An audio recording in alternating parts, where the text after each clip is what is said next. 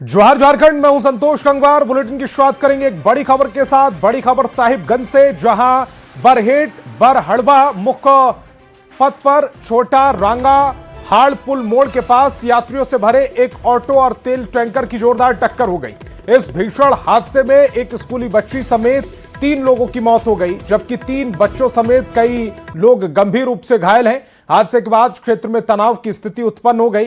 इलाज में लापरवाही का आरोप लगाते हुए आक्रोशित लोगों ने रांगा स्थित सामुदायिक स्वास्थ्य केंद्र में तोड़फोड़ भी की। सूचना मिलते ही पुलिस मौके पर पहुंची और स्थिति को नियंत्रित किया गया है। एक्सक्लूसिव तस्वीरें इस समय आपकी टेलीविजन स्क्रीन पर है।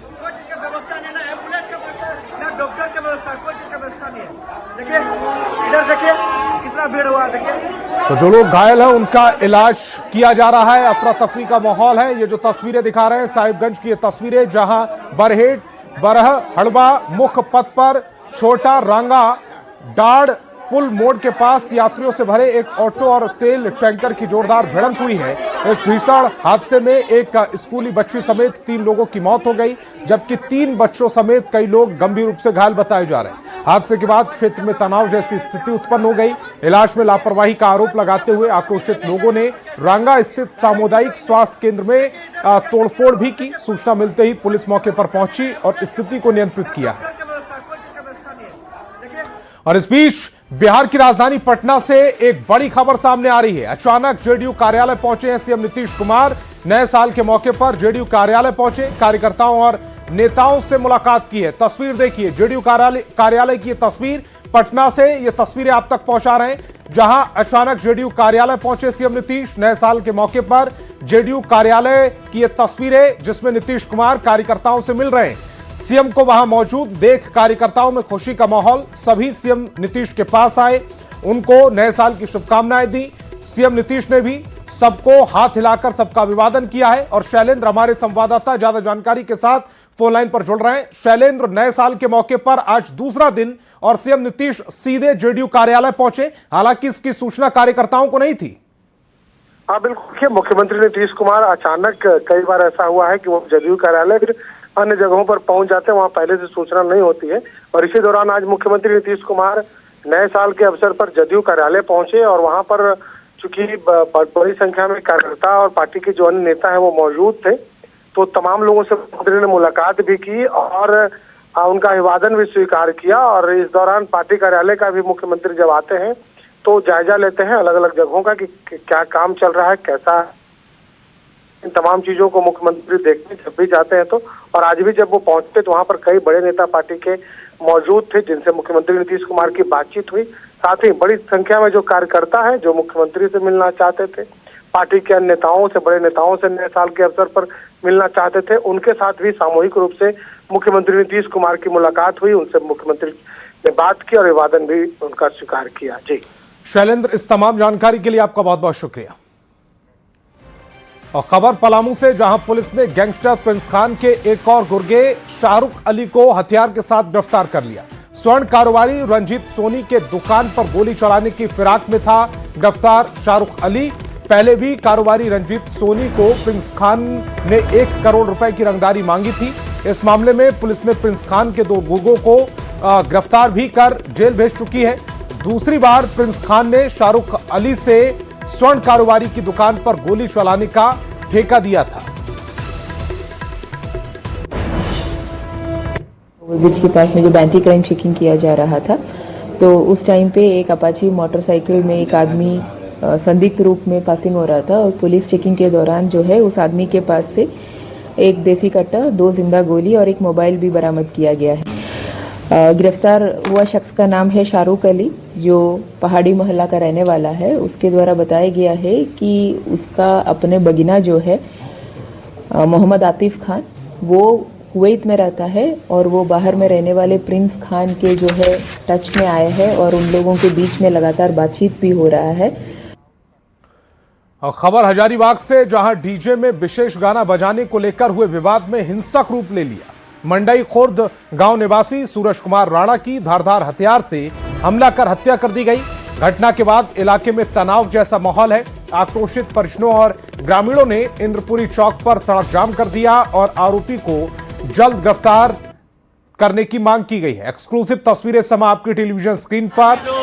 हजारीबाग से तस्वीरें हैं जहां डीजे में विशेष गाना बजाने को लेकर विवाद हुआ और ये हिंसक रूप लेता चला गया। मंडई खुर्द गांव निवासी सूरज कुमार राणा की धारदार हथियार से हत्या कर दी गई।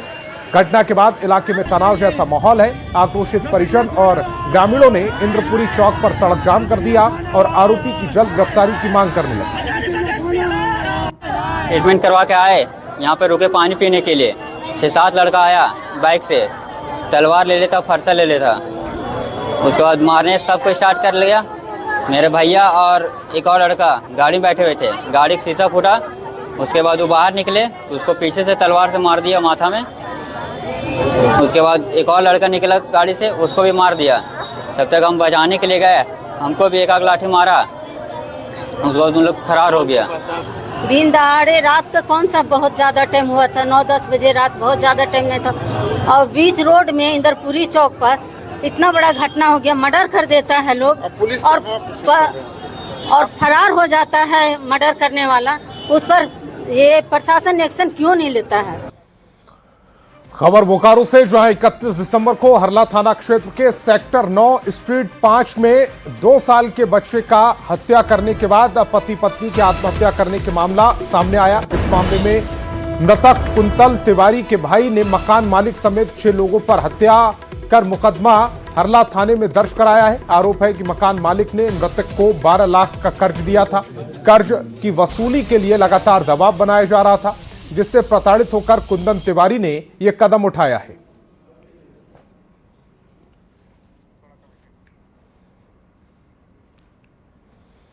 तो 31 दिसंबर को हरला थाना क्षेत्र के सेक्टर 9 स्ट्रीट 5 में 2 साल के बच्चे का हत्या करने के बाद पति पत्नी के आत्महत्या करने के मामले में यह बड़ा अपडेट। इस मामले में मृतक कुंदन तिवारी के भाई ने मकान मालिक समेत 6 लोगों पर हत्या का मुकदमा हरला थाने में दर्ज कराया। आरोप है कि मकान मालिक ने मृतक को 12 लाख का कर्ज दिया। कर्ज की वसूली के लिए लगातार दबाव बनाया जा रहा था, जिससे प्रताड़ित होकर कुंदन तिवारी ने यह कदम उठाया है।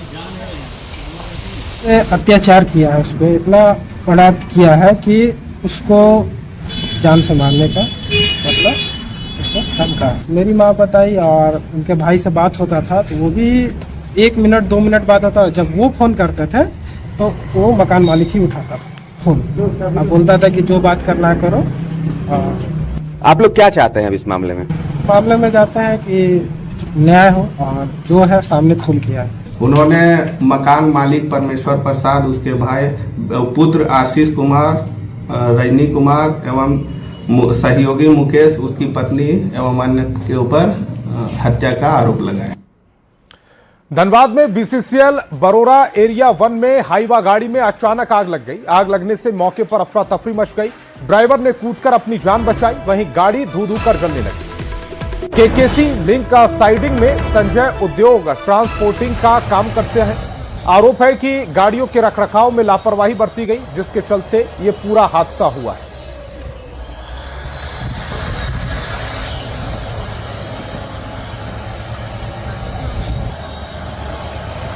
खबर धनबाद से, जहां निरसा बाजार में 1 जनवरी की रात फुटपाथ दुकानों में भीषण आग लग गई। इस आग में 10 से अधिक दुकानें जलकर खाक हो गई। शॉर्ट सर्किट से लगी आग में करीब 20 से 30 लाख की संपत्ति का नुकसान हुआ। आग लगने के बाद फायर ब्रिगेड और पुलिस को सूचना दी गई, जिसके बाद फायर ब्रिगेड की गाड़ियां मौके पर पहुंची, लेकिन तब तक सारा सामान जलकर खाक हो चुका था। दुकान जलने के बाद दुकानदारों के सामने रोजी रोटी का संकट खड़ा हो चुका है। दुकानदारों ने सरकार से मुआवजा और आर्थिक मदद की अपील की।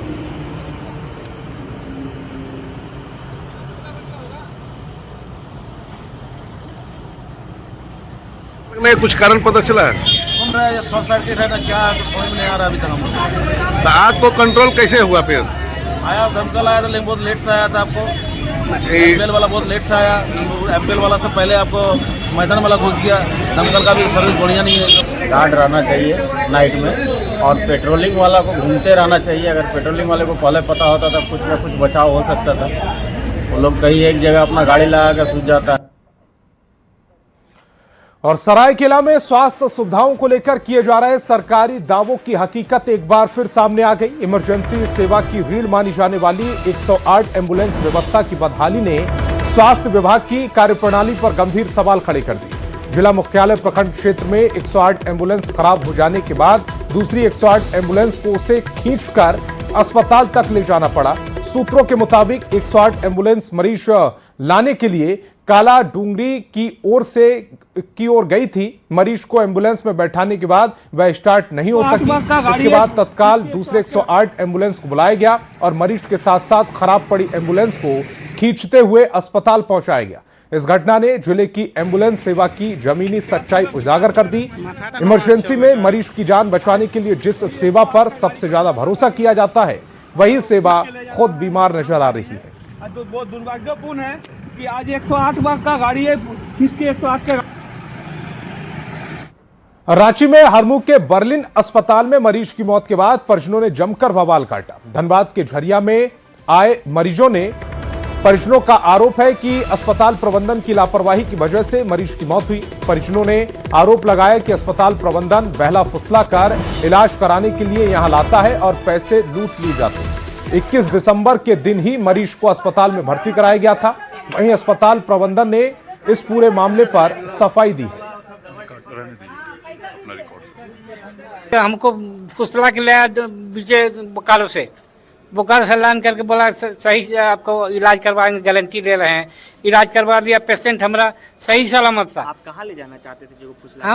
हम जा रहे थे रिम्स में, तो यहाँ लेते आए? हाँ, कोई फोन कर दिया, वहाँ बीच में रास्ता में RK सिंह है, कौन चला गया वहाँ ऑपरेशन कर रहा है। उस समय हमारा पेशेंट बोल रहा है कि माथा मत छोड़िए, हमको खराब लगेगा, हम पागल नहीं है। अब जबरदस्ती उसको गाला रहता गया है। अगर मरीज को कोई यहाँ तक रूट करके लाया है तो वो उसका कॉल होगा। हमारे अस्पताल में मरीज आया, उसका जो कंडीशन था उसके हिसाब से उसको भर्ती किया गया और उसका इलाज किया गया। मरीज को पहले ही बता दिया गया था कि मरीज आपका सीरियस है, ब्रेन का ऑपरेशन होना है, वेंट्रिकल ब्लीड है। ऑपरेशन हुआ, लेकिन मरीज का स्वास्थ्य सुधार नहीं हो रहा था। कल भी इनका सेंट्रल लाइन लगा है, उस समय ये बताया गया है कि सेंट्रल लाइन लग रहा है, मरीज की स्थिति सुधार में नहीं है, 50% सैचुरेशन है, मरीज कभी भी कोलैप्स कर सकता है। नए साल 2026 के जश्न के दौरान झारखंड में शराब की बिक्री में काफी इजाफा हुआ है। नए साल पर राज्य 30 दिसंबर से 1 जनवरी तक 65 करोड़ की शराब बिक्री की और ये आंकड़ा पिछले साल के मुकाबले करीब 5 करोड़ रुपए अधिक है। वित्तीय वर्ष में अभी 3 माह बाकी हैं और अभी तक 2,781 करोड़ रुपए की बिक्री हो चुकी है। उत्पाद आयुक्त ने कहा कि राजस्व का ये जो टारगेट था उसको पूरा करने का प्रयास किया जा रहा है। उन्होंने कहा कि पिछली पॉलिसी में जो ब्रांड को लेकर समस्याएं थीं उसको दूर किया जा रहा है।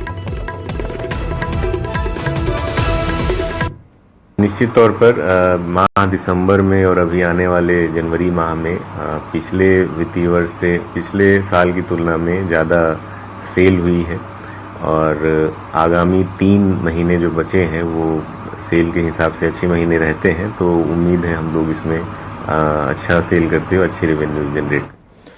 और हजारीबाग केंद्रीय कारा से फरार 3 सजायाफ्ता कैदियों के मामले में बीजेपी ने राज्य सरकार पर बड़ा निशाना साधा। बीजेपी ने कहा कि इस घटना ने राज्य सरकार की जेलों में सुरक्षा व्यवस्था की पोल खोलकर रख दी। उन्होंने अभी तक फरार कैदियों की गिरफ्तारी नहीं होने पर भी सवाल उठाए हैं। हेमंत सरकार के क्या कहने हैं। हजारीबाग जैसे हाई सिक्योरिटी वाले सेंट्रल प्रिजन से 3 सजा याफ्ता कैदी जो उम्र कैद की सजा काट रहे थे वो 30 और 31 दिसंबर की रात को फरार हो गए। ऐसा लगता है कि पूरा इसमें जेल के प्रशासन की मिलीभगत थी, वरना उस हाई सिक्योरिटी वाले प्रिजन से कैसे कोई फरार हो सकता था और अभी तक किसी भी कैदी की गिरफ्तारी नहीं हुई। ये हेमंत सरकार के पूरे सुरक्षा व्यवस्था के जेल की ये पोल खोलता है और ये पहली घटना नहीं है। इससे पहले भी अलग अलग जेल से लोग कैदी भाग चुके हैं।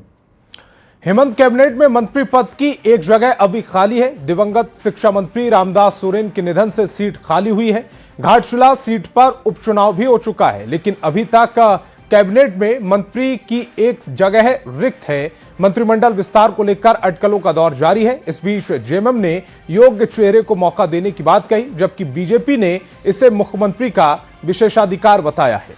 ये सरकार का विवेकाधिकार है। सरकार जब भी उचित लगे वो एक जो बर्थ है, एक जो सीट खाली है मंत्री पद का, उस पर किसी योग्य व्यक्ति को बैठा सकती है।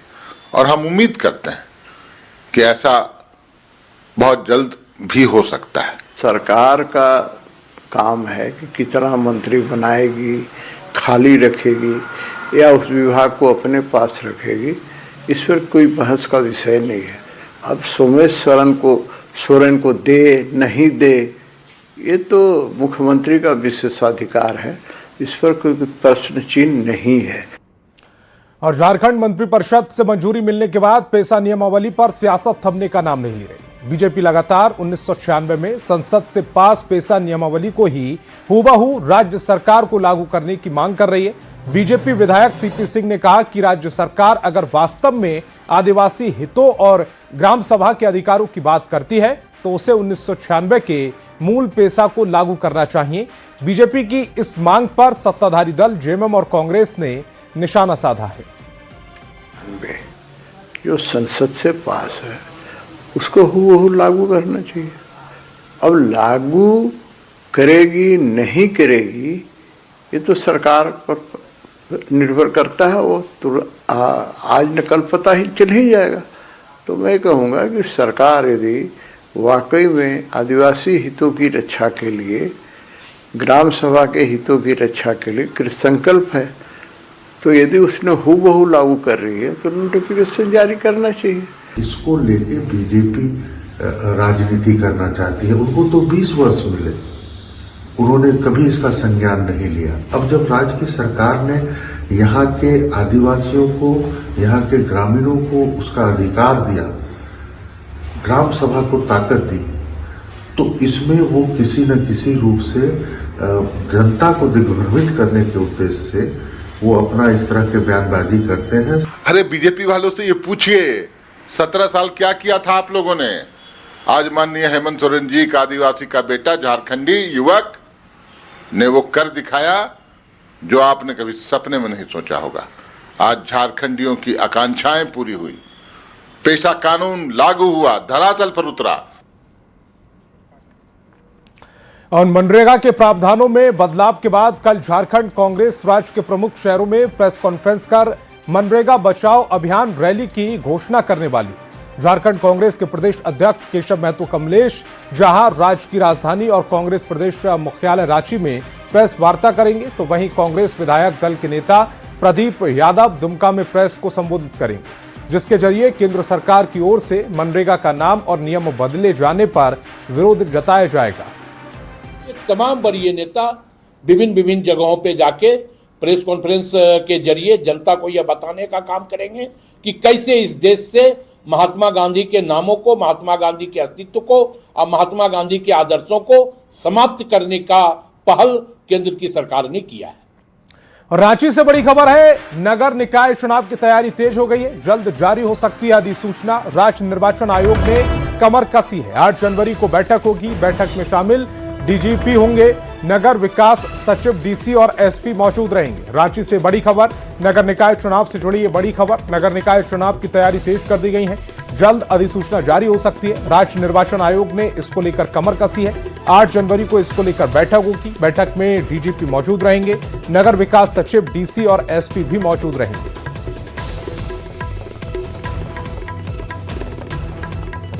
हम लोग तैयारी में लगे हुए हैं, तैयारियां की जा रही है, समय पर निर्वाचन की तैयारी पूरी करते हुए घोषणा की जाएगी। ठीक है, पूरी निर्वाचन प्रक्रिया के दौरान हम लोग कई बार वीसी के माध्यम से संवाद स्थापित करते हैं जिलों से, हम लोग कर रहे हैं। इधर जो है पहली बार हम लोग 8 तारीख को जो है 8 जनवरी को हम लोग एक वीसी का कार्यक्रम रखे हैं सभी जिलों के जिला निर्वाचन पदाधिकारी और पुलिस अधीक्षकों के साथ। इसमें नगर विकास सचिव भी रहेंगे, हमारे गृह सचिव भी रहेंगे, डीजीपी भी रहेंगे, सभी के साथ एक वीसी की जाएगी पहली बार 8। और रांची से बड़ी खबर मिल रही है, झारखंड में फरवरी में एसआईआर की औपचारिक घोषणा संभव है। 10 फरवरी के बाद एसआईआर की औपचारिक घोषणा संभव है। 8 जनवरी को झारखंड पहुंच रही है चुनाव आयोग की टीम। 2003 की मतदाता सूची के आधार पर मैपिंग का करीब 78% काम पूरा हो चुका है। राज्य में 12 लाख वोटर को चिन्हित किया गया है। मृत या लंबे समय से गैर हाजिर या 2 स्थान पर मतदाता सूची में दर्ज जो नाम है उन्हें चिन्हित किया जाएगा। घर घर पहुंचेगा गणना फॉर्म। सभी वोटर्स को ये भरना अनिवार्य होगा। एसआईआर पर बीजेपी जेएमएम में ये घमासान मचा हुआ है।